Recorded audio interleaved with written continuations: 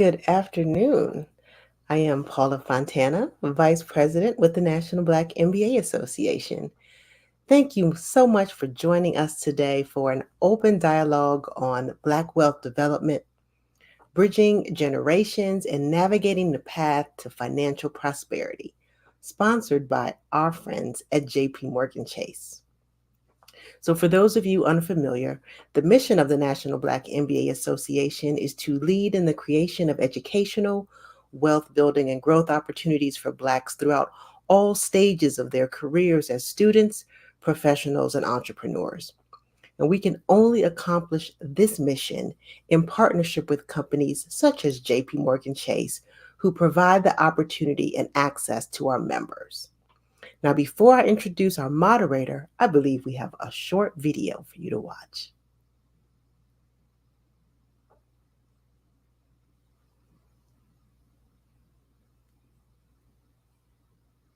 We should all feel equally capable of creating the life we want. And if anyone doesn't feel this way, we take it personally. Advancing Black Pathways is doing the work to remove barriers and inequalities for the Black community. We're actively recruiting students from historically Black colleges and universities and giving Black communities greater access to financial health resources. Advancing Black Pathways is proud to be doing the work because this is personal.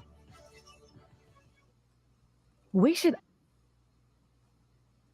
I love that. This is personal. So, our moderator for today, Eva Brown. She is the new head of business growth and entrepreneurship and financial health and wealth creation on the Advancing Black Pathways team at JP Morgan Chase. She is charged with both working to strengthen the financial health of the Black community as well as supporting Black entrepreneurs and suppliers in growing their businesses.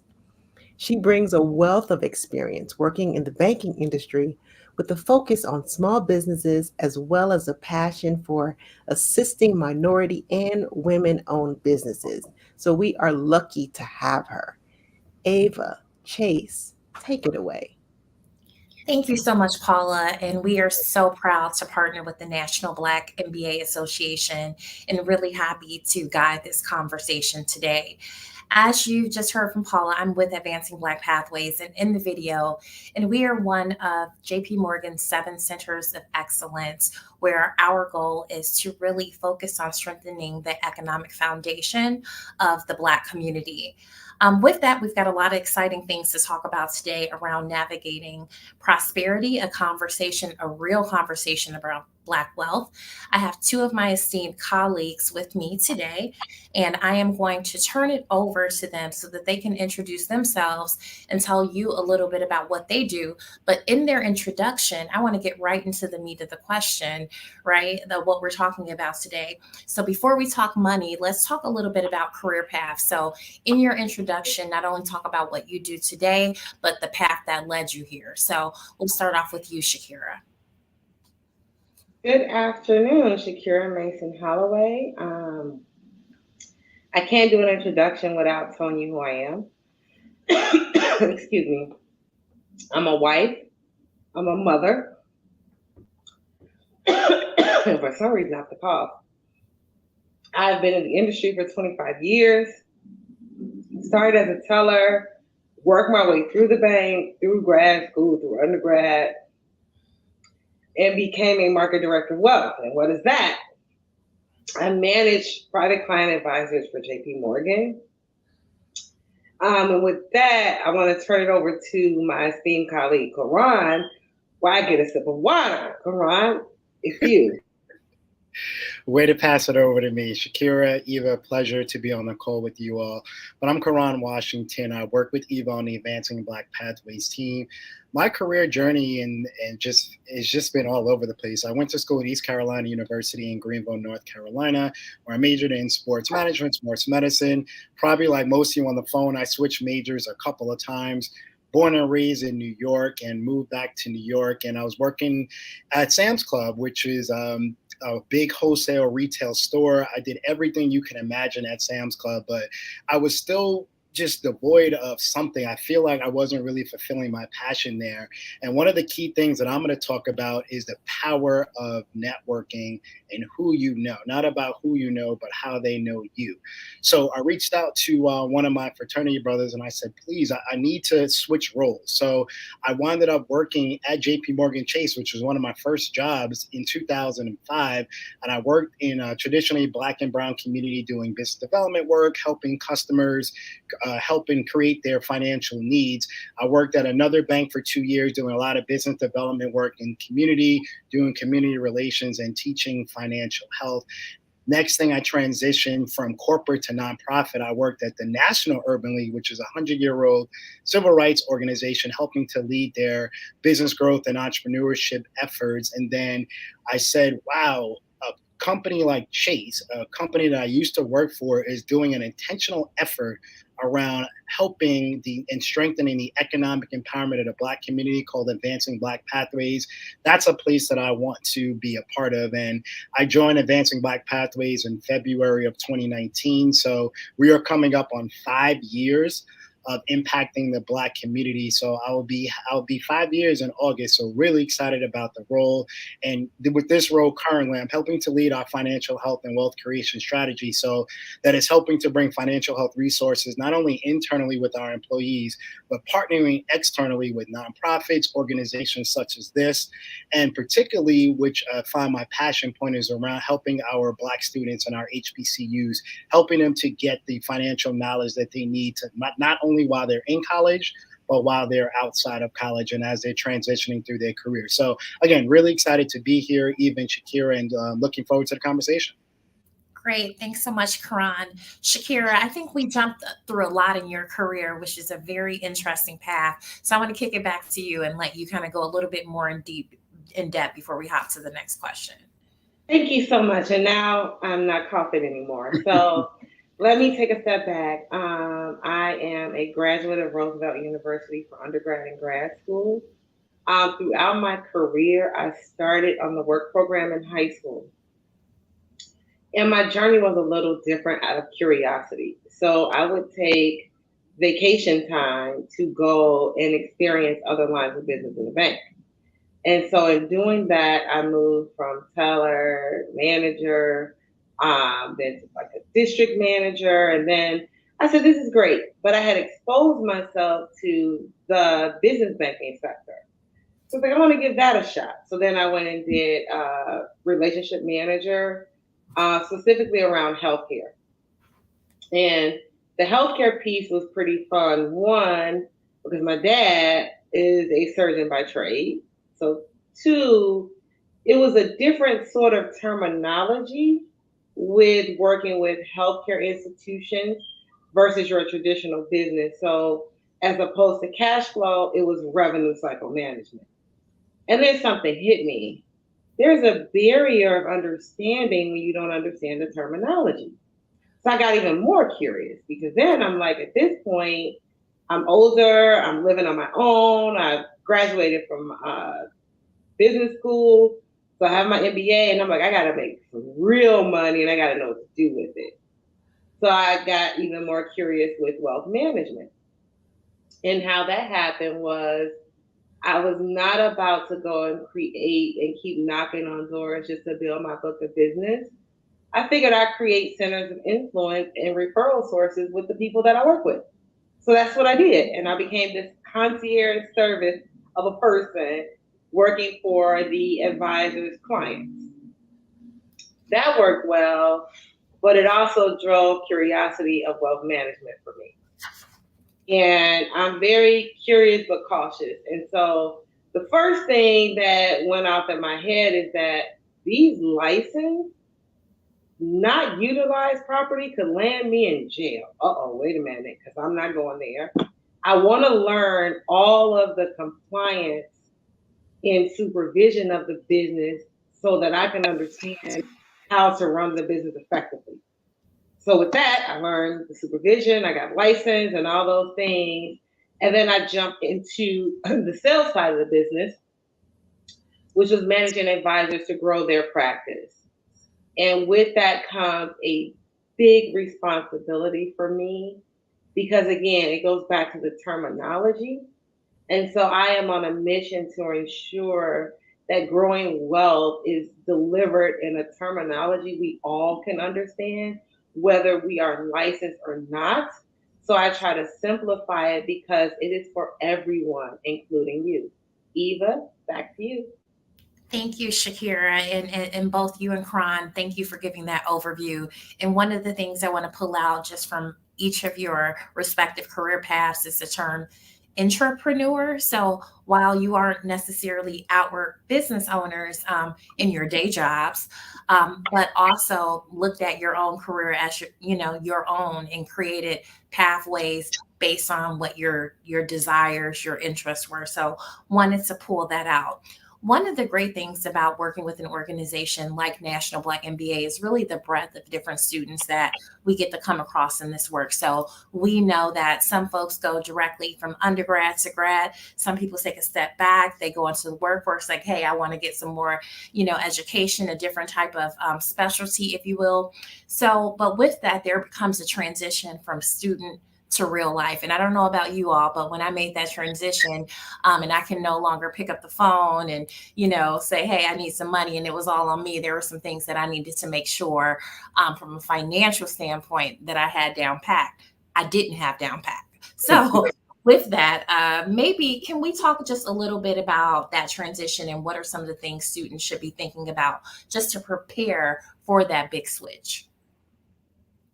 I'll start and I will say, do the hard work now. And let me identify the hard work. First, you have to establish the difference between a want and a need Mm. because it's the most, it gets mixed up all the time because some things you want start to feel like some things you need and they're not. And so it's understanding the value of money and then relating that value into what's in it for you, right? We talk a lot about work, we talk a lot about education, but we also have to talk about our relationship with money. And is it so that you can see your money, meaning you buy all these things? Or is your relationship with money tied to flexibility and freedom? So you may not physically buy all these things, but you're paying yourself in such a way that you have some freedom and flexibility and that you don't have to be so fearful if things shall arise. Meaning, thinking about credit, don't just think about it. Know that when you sign your name, you owe and don't owe forever. Think about owing for about 28 days, right?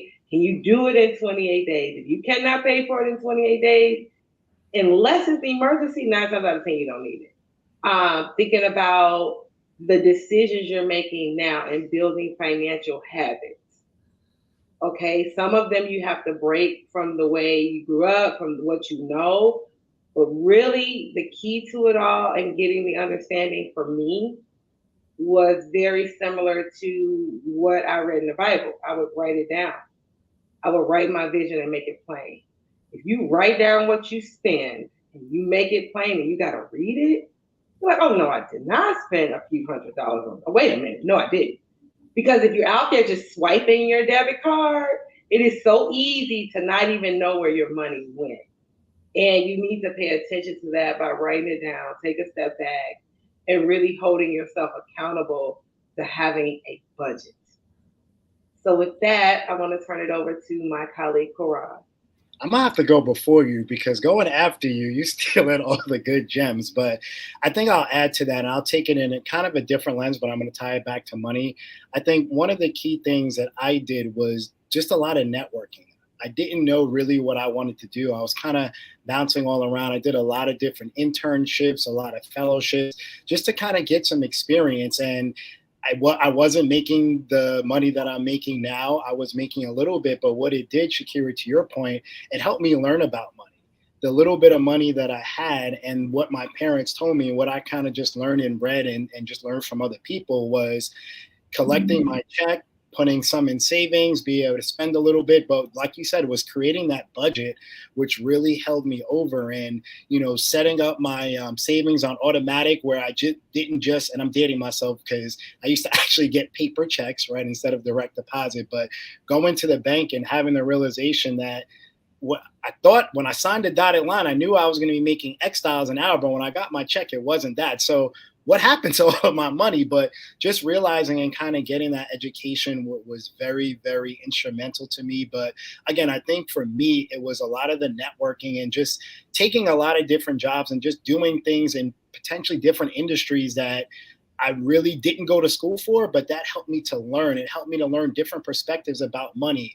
It helped me to just get different perspectives that I just didn't know. So I think you're right. I think budgeting is super key. But then you talked about vision. And you hear this terminology around vision board and writing things down. The power of manifestation is huge. And I don't think people really understand that.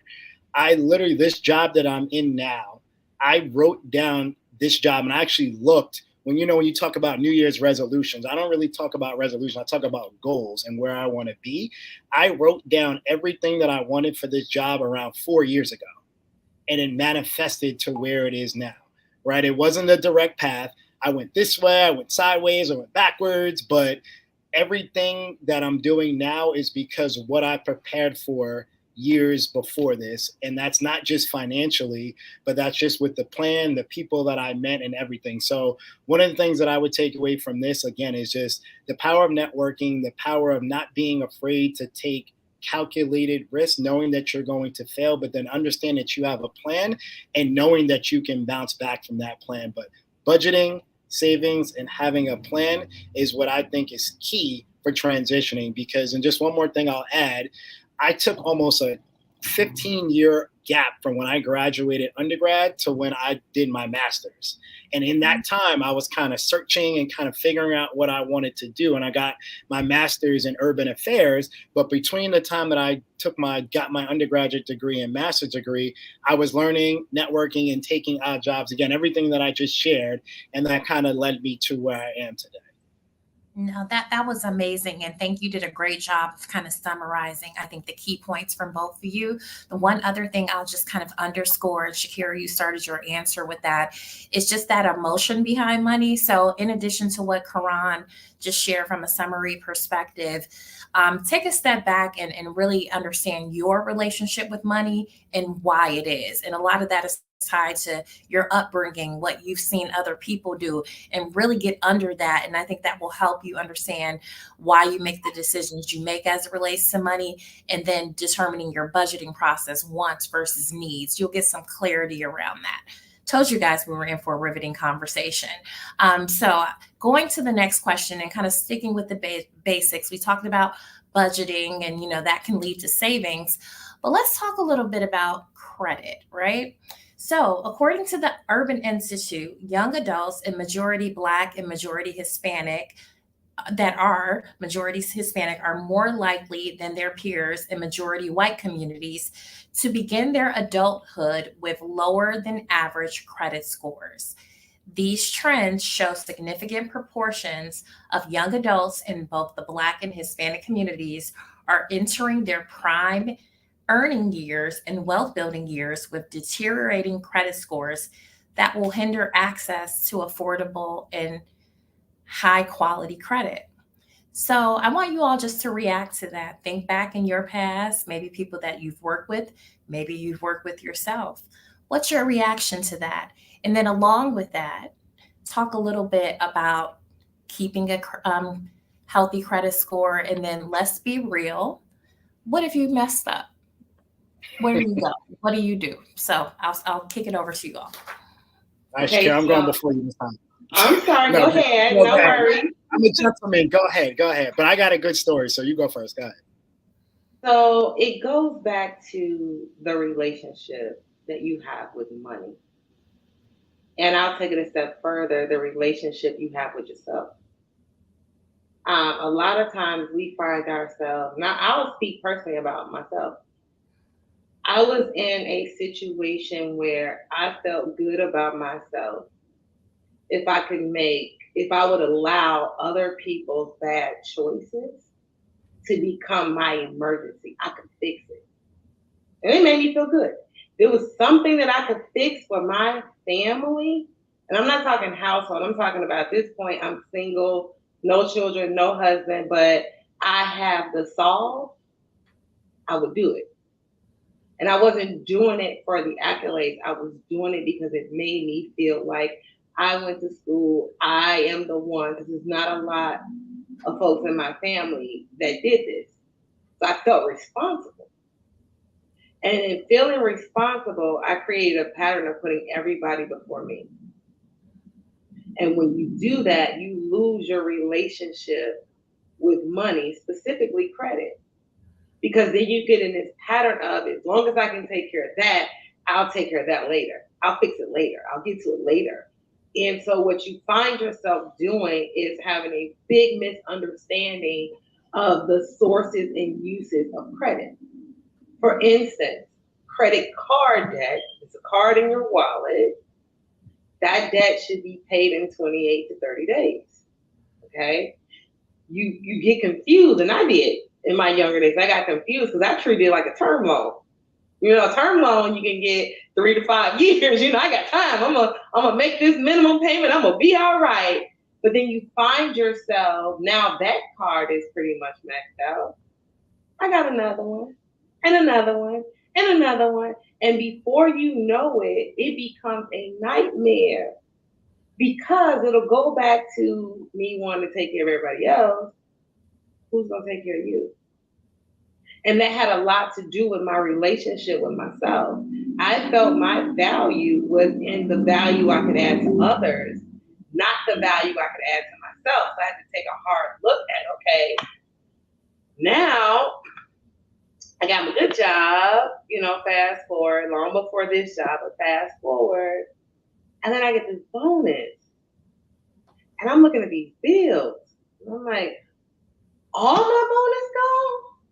I have to pay all of this, and all of this that I had to pay with my bonus that I worked my butt off for. I mean, I was out there and I had to pay it all off, was for somebody else.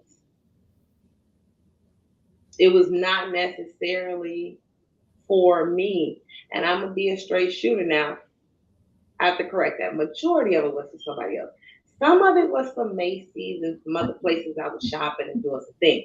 I'm not going to lie. But it all had to do with me. How I looked mattered. Did I have that right purse, the right shoes? Because I want to make sure I'm accepted. How I can help my family matters, because I'm taking my rightful position in my family. I have to do this. And when I finally realized that what mattered was being able to support, but also being able to care for myself, I got a different relationship with my credit. I got a different relationship with my spending habits, because I was able to truly define a need from a want. And most of the time with credit, we find ourselves in that bad spot because a lot of those bills and a lot of those swipes, or I should say taps now, are because we want this right now.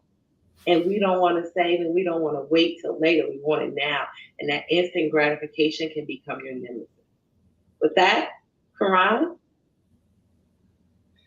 So I have a real life story about credit. So my father was always preaching about the importance of credit. And you know, your parents tell you things and it goes in one ear, goes out the other, obviously, as you're growing up. And then when you finally in the situation, like, that's what he was trying to tell me. But always preached about A credit, A1 credit. Shakira, he was one of those that liked to pay cash for everything, but taught me about balance transfers. And again, always just had the stellar credit. Every time we walked into the store, hey, do you want a credit card? He always was like, no, no, no.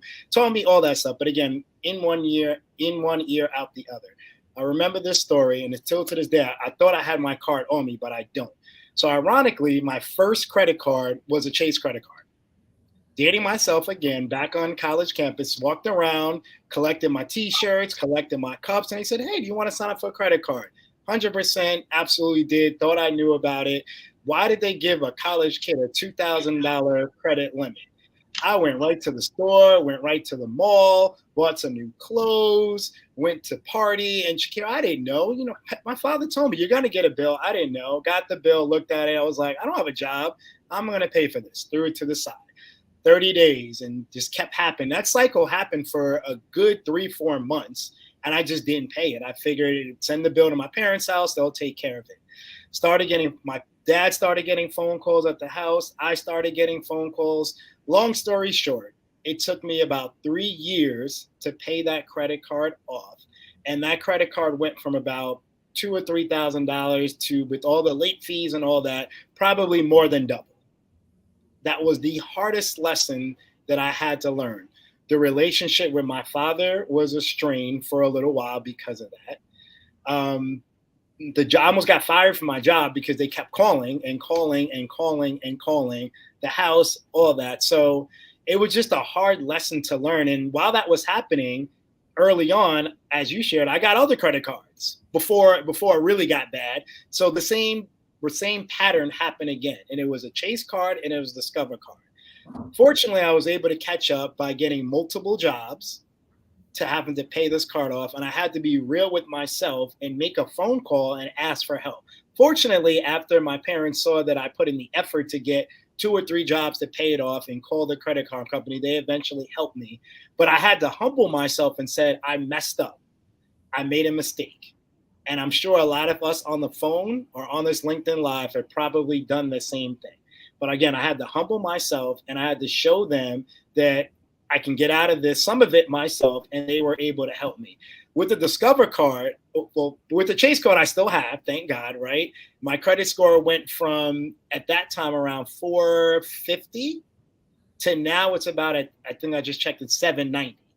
But that took a lot of time, effort, energy, growing pains, anything that you could imagine for me to get myself out of that situation. But it was a hard lesson. I couldn't do anything. I couldn't buy anything. I couldn't get anything on credit.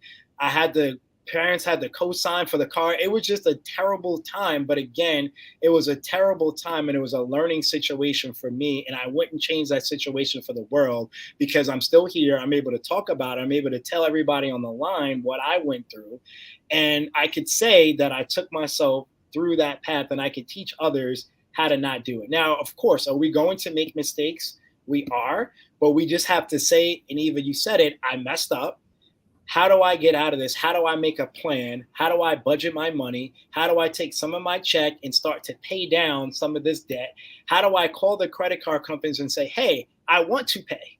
Ironically, one of the jobs that I had that I didn't mention, I was a bill collector while I was in debt. How did that work? And I quit that job in 2 weeks because there's no way I could be calling people trying to collect the debt. And I could have been calling myself trying to collect the debt. So I felt bad. So I had to quit that job. But I wanted to pay, but I needed to create a plan for myself. So again, right now we like to say, keep it 100, but keep it 800 plus. How do you get your credit score up to that level? But it took time, it took patience, and it took energy. But right now, your credit is like your social security number. You need that to get a home. You need that to get a car. You need that to get insurance. Employers probably, and I know I'm an actual, and we'll talk about home ownership, I think, I'm a landlord. Landlords check credit as well. When you get your job, they check your credit. So it's super important to make sure that you have your credit score in order. And we have, and just not shameless plug, but obviously we work at a financial institution. We have some of those tools here. We have Chase Credit Journey that allows you to check your credit score. If you don't use Chase, you can use any other platform. I'm not here to promote the product, but that's something that I actually use. You can check your credit score for free. It can give you tips on how to adjust your credit. So a real life story, but I'm still here to talk about it. And again, we all make mistakes, but you just have to know how to humble yourself and say, I messed up, and make a plan of how to get out of it. Amazing, Karan. And Karan and I also we have a eerily similar path on a lot of things. And I too can remember that pesky Discover card just really haunting me well into my 20s. And I can remember buying my first car on my own, and that interest rate and that monthly payment was just wild due to some of the mistakes that I made in college. So Karan just did a great job of summarizing it. And I'll start with this, as Shakira mentioned. Think about your relationship with money, the difference between wants and needs, and why you're leveraging that credit. The basics of credit and utilization, paying things on time. We know that. And then for those that messed up, what I like to say, the only thing that can repair bad credit habits are good credit habits. So as Karan mentioned, leverage those free tools where you can check your score, see what's on there, and start attacking it. The worst thing you can do is ignore it, but every small movement is a movement in the right direction. And every day that you wait is a day that you're not moving towards improving it. So empower yourself and just looking at what the issue is, and step by step fight it away if you've gotten yourself kind of in a crunch. So with that, and Karan kind of alluded to this conversation is about navigating prosperity, building wealth. And one of those ways is through home ownership. In fact, there was a research report through the Brookings Institute just recently that showed that while Black wealth is increasing, it's not increasing at the same pace as other communities, but a lot of our wealth is really baked into home ownership.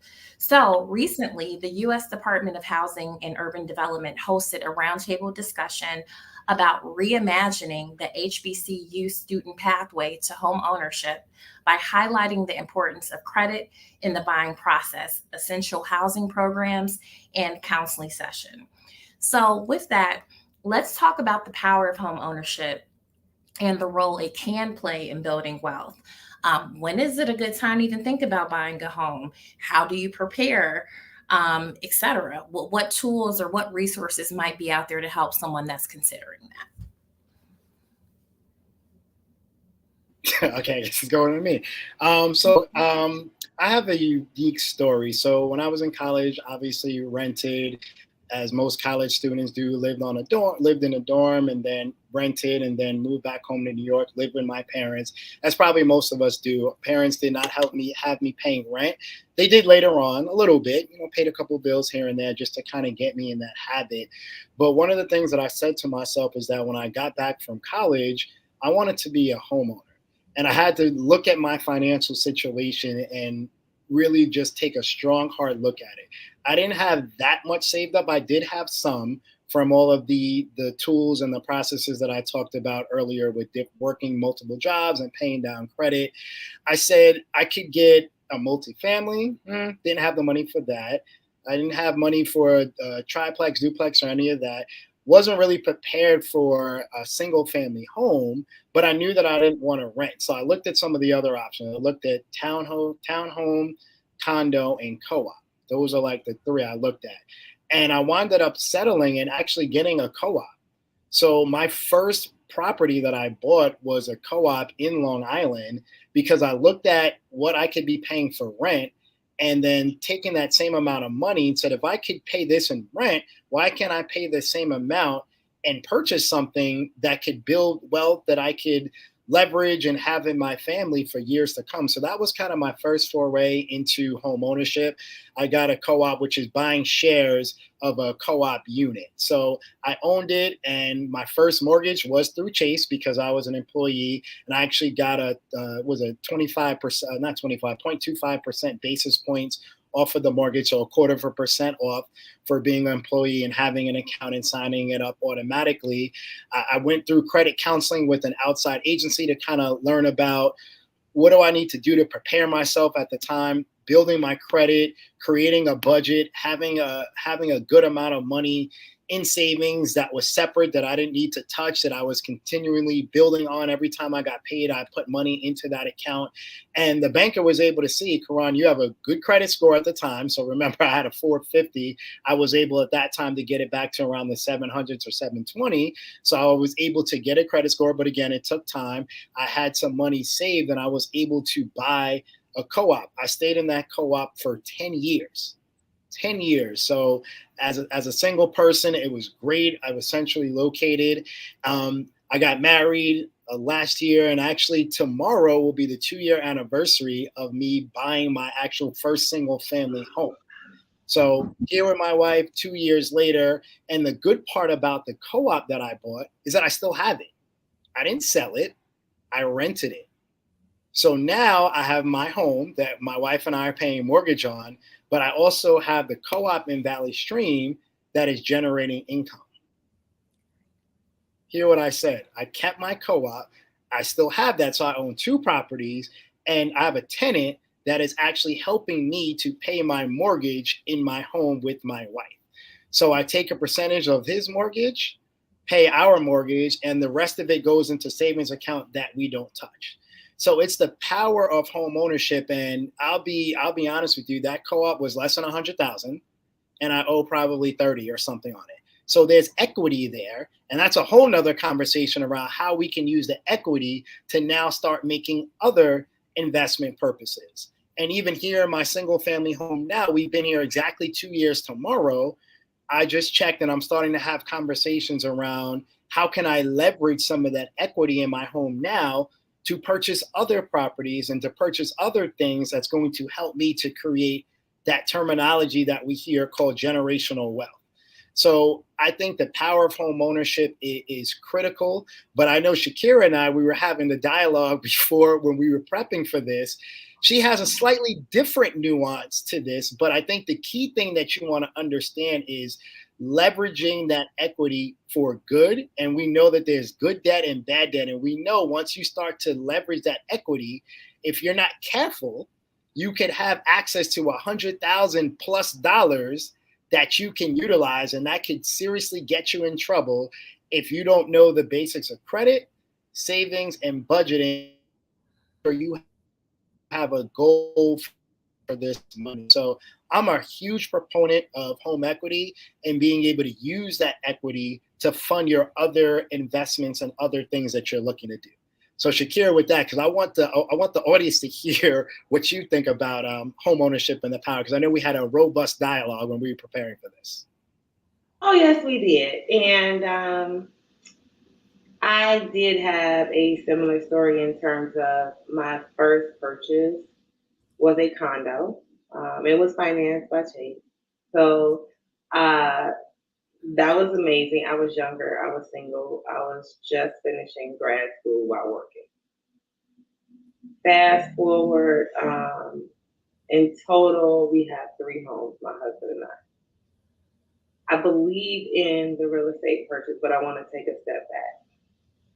When you are ready to buy real estate, location, location, location. You're not buying for today, you're buying for tomorrow.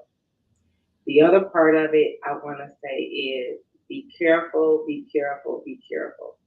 Because if you're anything like me, your eyes will see something and you will want it and you will try to make it work and it will just work because you just will persevere and make it work. Don't do that. Understand if it's just you in the household, there's the typical amount of money you have to have in reserve for your mortgage approval. Take that, multiply it by 4, and have it in reserve for your life approval. Different. Because you want to make sure you can maintain that property regardless of what happens. Loss of job, all things. Think about that when you're thinking about the cost. Now, what Karan was alluding to was the equity piece in the home. For me, when I think about equity, it's phenomenal, don't get me wrong, but equity only states its value in reality for me is what somebody will pay for it. And if you are going to use equity in your home, we got to get back, just like we talked about with credit cards, understanding the time of the loan versus what the proceeds of the loan will be used for and what that time is. So I'll give you an example, like Karan was alluding to, in taking a home equity and maybe flipping another property. You got to be realistic in your timeline. If your timeline is 60, 90, 120 days, you have got to stick to that. Because if you become in a pattern of, oh my God, I can take a home equity, I can pay off my car. Why would you pay off a 4 to 5 year note with a 20-year note? Make it make sense, right? So you have to understand the actual position of the debt and what it will be used for. And then when you're buying a home, here's a key that I want you all to know 150%. Karan talked about networking. Don't work with the realtor, then work with the appraiser that the realtor found you, then work with the inspector that the realtor found you, and the appraiser and the inspector and the loan officer. You know why? Because they are working together. Who working for you? Think about these things because it's going to be very critical in that process because it's more than just money. It's everything that comes along with that and understanding what that investment, how it's going to serve you 10, 15 years out. Like for me, when I did my condo, I bought it in a part of Chicago not far from Soldier Field. And at that time, way back then, because I know you wouldn't believe how old I really am, but that's a different conversation. Way back then, I saw more rats running around than I saw people. Everything that's in that community now was not there, and it was a gamble. But again, back to that vision, understanding waterfront property, understanding the development that's going around the community that you're going to buy in. Do you see anchors? And when I say anchors, I mean major grocery stores, your typical Walgreens, CVS, the things that need to sustain a community. Schools. What is the school system scoring? It doesn't matter if you have kids at that time. Because remember, you're thinking 10 years forward. So you just be mindful of that process. And I'll leave you with this. There is no bad question in that process. If you ask someone a question and they give you this look like you should already know, you're talking to the wrong people. You should be very clear and concise, and you don't get clear and concise reading your closing documents at the closing table. You don't trust what your attorney read. I don't care if you're paying your attorney. You get those documents in advance and you read them. And if you have a question, you ask your attorney that question, but it's not at the closing table. It is in advance. You want your pre-look. You want to understand your HUD form. That HUD form tells you what the seller is doing, what the buyer has to do, where the money's moving, okay? What the credits mean. Because some people get confused as to a credit and real money, two different things. So like, just take a step back and evaluate everything. And if you don't know, that's okay. But just make sure you find out. And that's more than one person. Sound good? All right, Eva. Yep. So great message, Shakira and Karan. And I think what I'll do to underscore that is if you are thinking about the process and you don't know where to start, obviously your financial institution is a great place to start, like Chase. We've got different products, grants that help people on their home buyer journey. But there are also these organizations that are HUD certified, so the Department of Housing and Urban Development, in which they're all across the country, and their sole job is to really prepare buyers throughout that whole process. So I definitely think if you're looking for a trusted place to go, that's unbiased, that's unattached, HUD certified housing counseling agencies are a really great resource. So we've got one really last quick question because we want to make sure that we've got ample time for Q&A, and we're going to hit this really quick. But let me, according to a recent Wall Street Journal article, Black Americans are the fastest growing group of stock buyers, with young Black investors fueling the surge. Young Black investors today have much more access to financial information than those in prior decades, and more than half of Black investors were more likely to use social media groups as a source of information. So with that, we want to just make sure we leave with a couple things. What are some of the core tenets or consideration folks should have when they're thinking about their investment journey? And along with that, if you don't know where to start, where should you be getting information? And who can you work with around things like that? Thank you for that. So I want to start with, let's keep it simple. If you're not feeling well and your heart hurts, could be having a heart attack. Did you go to social media to ask for a diagnosis? No, you're going to the emergency room and you're going to see a cardiologist.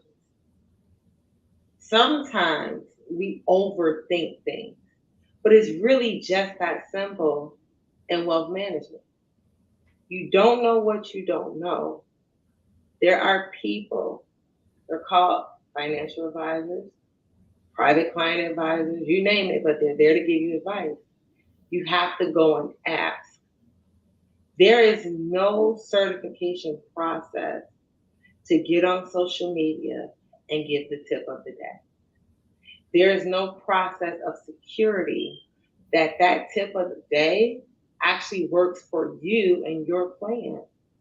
See, people think that it starts with, I gotta know the market, I gotta know what to buy.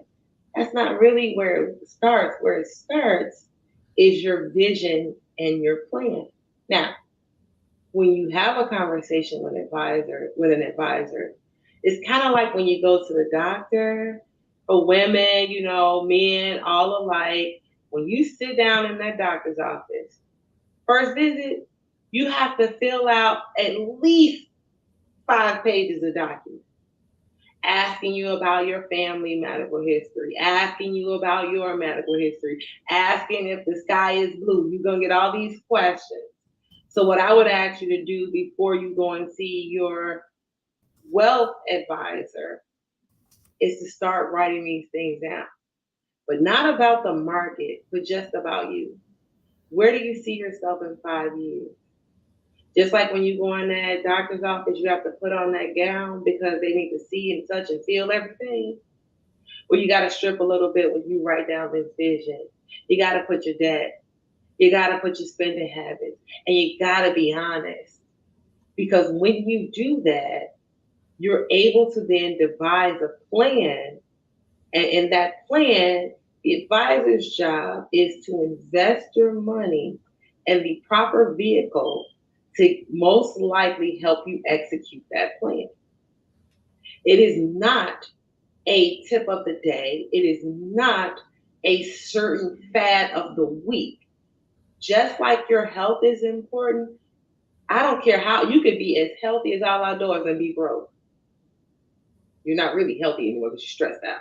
And vice versa, right? If you are extremely wealthy and your health is diminishing by the moment, does that money really matter? No.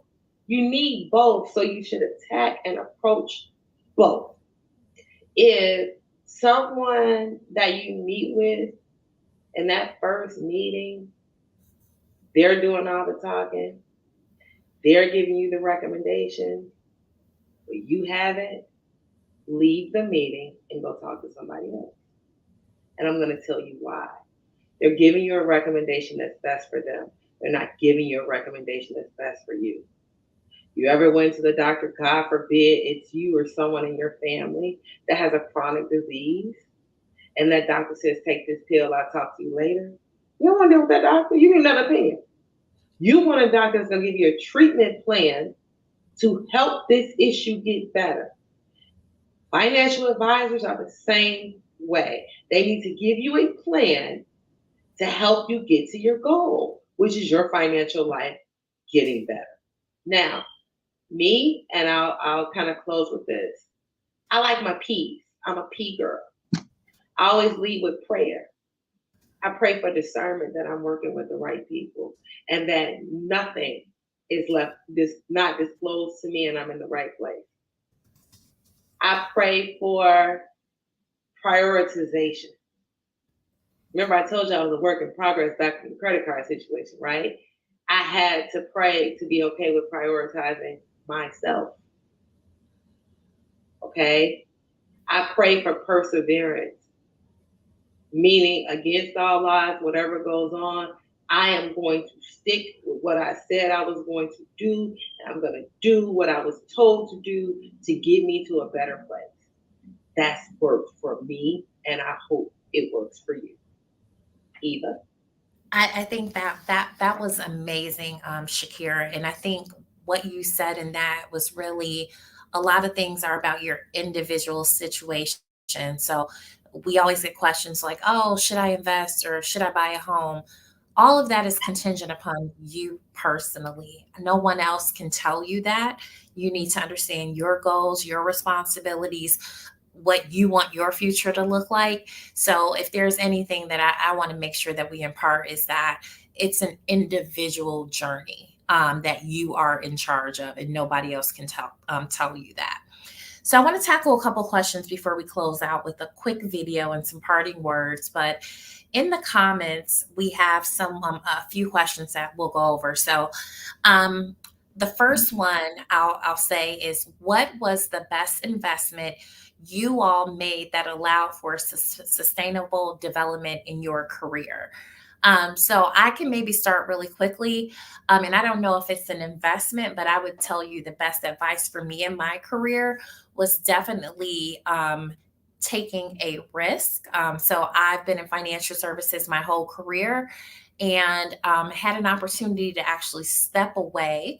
And believe it or not, I actually took a pay cut because someone said, hey, this may be a great opportunity to take what you've learned within the financial services industry and work at a nonprofit and attack the problem from a different angle. Hard decision. I'm like, oh my God, I can't. Oh my God, I'm already strapped for money. How dare I cut my money?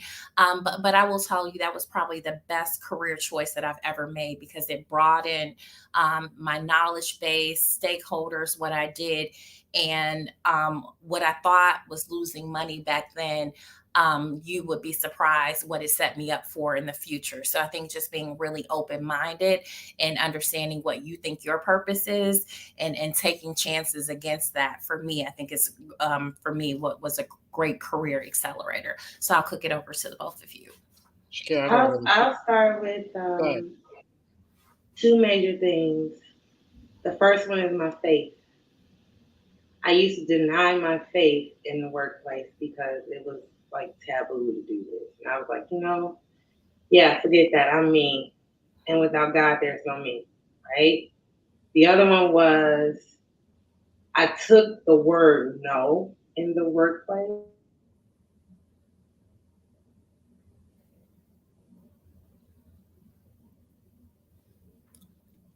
Looks like we may have lost Shakira momentarily. So Karan, you go ahead and jump in. Yeah, really quickly. I think the biggest thing for me was getting my board of directors. So what does that mean? Mentors, people that I could look at for advice, people that were either my age, older, and just people that I can learn from, and knowing that you can always learn from somebody, and not being so stubborn to think that you know it all, because if you knew it all, you would already have it all, and you don't. So just having your internal board of directors, people that you can bounce ideas off of, people that can help you navigate those tough decisions, even like you just shared. I'm sure you didn't make that decision alone. I'm sure you talked to people to say, hey, what do you think? Is this a good idea? So having your board of directors, I think, is key as you navigate your career, and don't be afraid to take risks.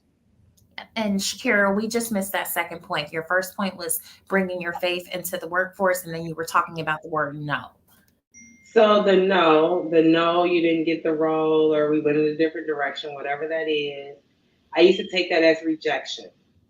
And then I grew into taking it as redirection and protection. So it was redirection and protection because my faith got into it.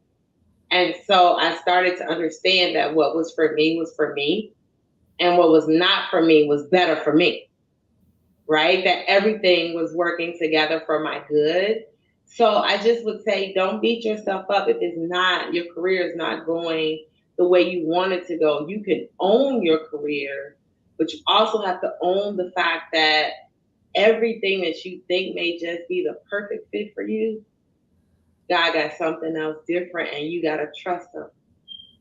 And it makes it so much easier. Thank you. And so we'll breeze past this last question, and then parting words, and turn it back over to the folks at National Black MBA.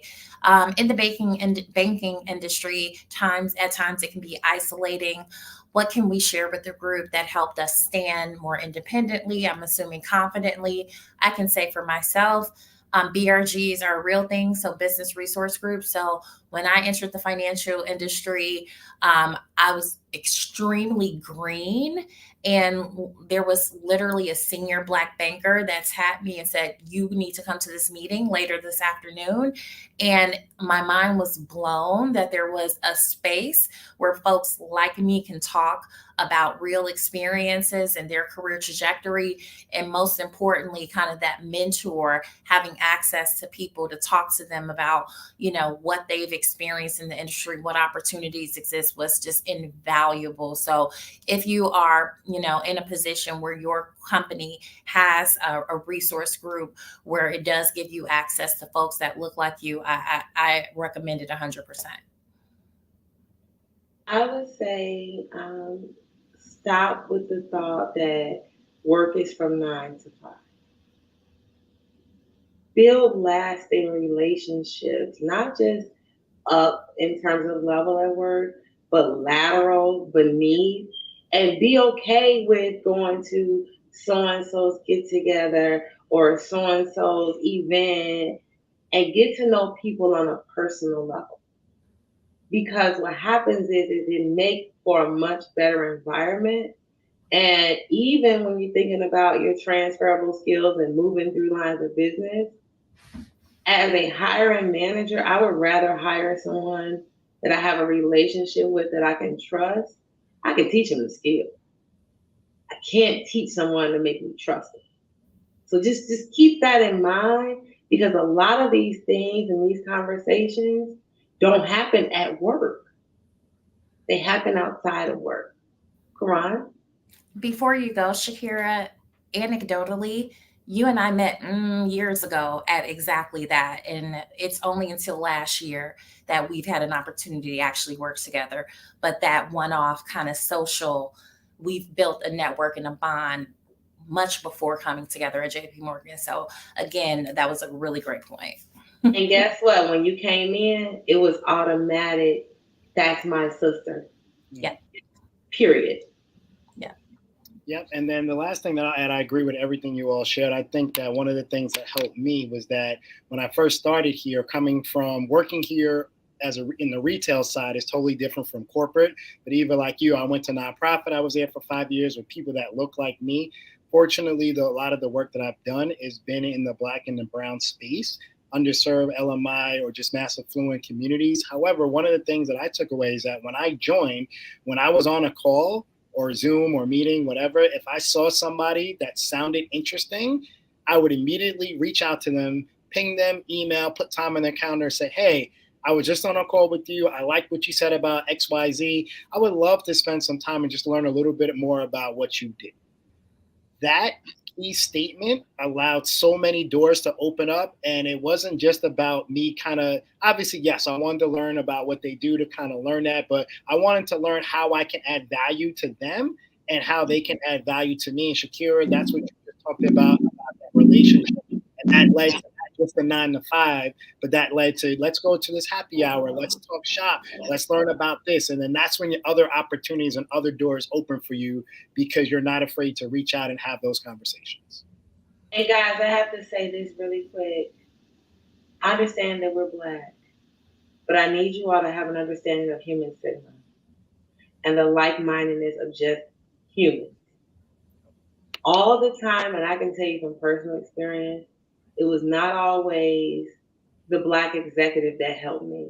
Mm-hmm. A lot of my executive sponsors that really stamped and really helped me through my career did not look like me. And we got to be okay with that. Mm-hmm. I really want to say that, because we're powerful, connected to each other, and we're even more powerful. We open that connectivity and broaden that horizon to more people just as human beings in this country. Very, very powerful message. And so, with that, I don't think there's anything else to add to close us out, but I will point your attention. There is a QR code on the screen that does lead you to some specific resources that we mentioned here today as you're on your individual journey to prosperity, build wealth, whatever that looks like, because it's your own. So, with that, we'll turn it back over to the National Black MBA. It was great being here with you all today. Oh my goodness. Change team, listen, the amount of gems and nuggets that were dropped, invaluable content. Thank you so much. for your insights. And thank you all for spending some time with us today. We would love to hear from you. So you will also see an opportunity to fill out a survey and give us your feedback on today's content. Please click on that link and give us your thoughts. The first 25 people to complete that survey will be entered in a chance to win an Amazon gift card. So do not delay. Listen, until next time, please take care of yourself and each other. Have a wonderful rest of your day.